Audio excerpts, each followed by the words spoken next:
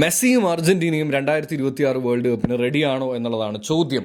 അപ്പോൾ എന്തായാലും നമ്മൾ നമ്മുടെ വേൾഡ് കപ്പ് സീരീസ് തുടങ്ങുകയാണ്. ഐശ്വര്യമായിട്ട് തുടങ്ങുന്നു. ഇതിന് ഞാൻ ഇട്ടിരിക്കുന്ന പേരെന്ന് പറയുന്നത് ഒന്നും മറക്കരുത് രാമ എന്നുള്ളതാണ് കേട്ടോ. അപ്പോൾ എന്തായാലും കാര്യപരിപാടികൾ നിങ്ങൾക്ക് ഇഷ്ടപ്പെടുന്നുണ്ടെന്നുണ്ടെങ്കിൽ ഇൻസ്റ്റയിൽ ഫോളോ, യൂട്യൂബിൽ സബ്സ്ക്രൈബ് ഓർമ്മിച്ചുകൊണ്ട് കാര്യത്തിലേക്ക് കടക്കുകയാണ്. അപ്പം ഒറ്റ കാര്യമാണ് എനിക്ക് നിങ്ങളെല്ലാം രാമന്മാരെല്ലാം ഓർമ്മിപ്പിക്കാനായിട്ടുള്ളത്. കാര്യം എന്താണെന്ന് വെച്ച് കഴിഞ്ഞാൽ ഈ 2014 വേൾഡ് കപ്പ് തോറ്റ് ഫൈനലിൽ ജർമ്മനിയുടെ മുമ്പിൽ തോറ്റ് കഴിഞ്ഞ് കഴിഞ്ഞിട്ടുള്ള മെസ്സിക്ക് ഒരുപാട് വിമർശനങ്ങളാണ് കേൾക്കേണ്ടി വരുന്നത്. അതായത് ഒരു നല്ല ലീഡറല്ല, ബാഴ്സയിൽ നിന്നാൽ മാത്രമേ അവൻ ഇതെല്ലാം സാധിക്കുകയുള്ളൂ, ഇൻ്റർനാഷണൽ ഫ്രോഡാണ്, എന്തൊക്കെ കേൾക്കേണ്ടി വരുന്നു അല്ലേ. അവൻ്റെ കൂടെ ഇരുന്ന് കഴിഞ്ഞ് കഴിഞ്ഞാൽ ഇനിയും കിട്ടാൻ പോകുന്നില്ല, അരക്കക്കയ്ക്ക് 1000 മെസ്സി എന്നുള്ള സാധനം വരുന്നു. അതുപോലെ തന്നെ കളർ ടി വി അടക്കം വന്നു, എന്നിട്ട് പോലും അർജന്റീനയ്ക്ക് എന്ത് വരുന്നില്ല, വേൾഡ് കപ്പ് ഇല്ല എന്നുള്ള രീതിയിലൊക്കെ ഒരുപാട് വിമർശനങ്ങൾ മെസ്സിക്ക് കേൾക്കേണ്ടി വന്നിട്ടുണ്ട്.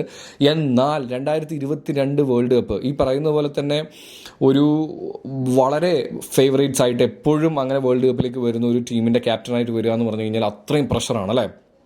സോ അതുകൊണ്ട് തന്നെ അത്രയും പ്രഷറിൽ 2022 വന്ന് വേൾഡ് കപ്പ് അടിച്ച് നിൽക്കുന്ന മെസ്സിയെ പേടിക്കണം എന്ന് തന്നെയാണ് ഞാൻ പറയാൻ പോകുന്നത്.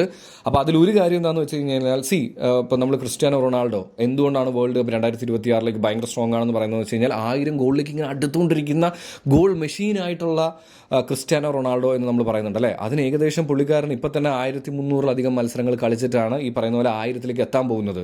എന്നാൽ മെസ്സി അതിനേക്കാളും ഒരുപാട് മത്സരങ്ങൾ കുറവ് കളിച്ചിട്ട് ഇപ്പോൾ പുള്ളിക്കാരൻ്റെ ഗോൾ കോൺട്രിബ്യൂഷൻ എത്രയാണെന്ന് അറിയോ, 1321 അടുത്താണ്.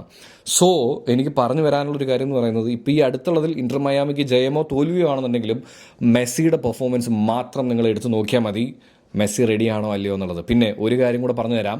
അതായത് ഒത്തിരി ടെൻഷനും പ്രഷറും വിമർശനങ്ങളുടെയും ഇടയിലൂടെ വന്ന മെസ്സി ഒരു വേൾഡ് കപ്പ് എടുത്തിട്ടുണ്ടെന്നുണ്ടെങ്കിൽ ഒരു പ്രഷറുമില്ലാതെ ആസ്വദിച്ച് കളിക്കാൻ വരുന്ന ഈ 2026 വേൾഡ് കപ്പ് എടുക്കില്ല എന്ന് നിങ്ങൾ വിശ്വസിക്കുന്നുണ്ടെന്നുണ്ടെങ്കിൽ നിങ്ങൾക്ക് ഇതുവരെയും അവനെ മനസ്സിലായിട്ടില്ല എന്നുള്ളതാണ്.